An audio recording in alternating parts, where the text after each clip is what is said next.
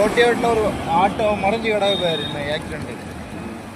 அப்படியே அடிச்சு புரண்டு கிட வண்டி.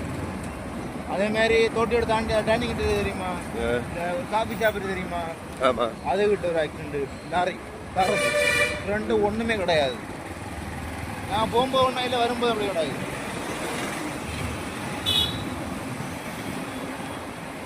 வார்டு போட வழியில் உங்களுக்கு ஃபைன் நம்மளாம் போடும். நான் கிலோ ஒன்று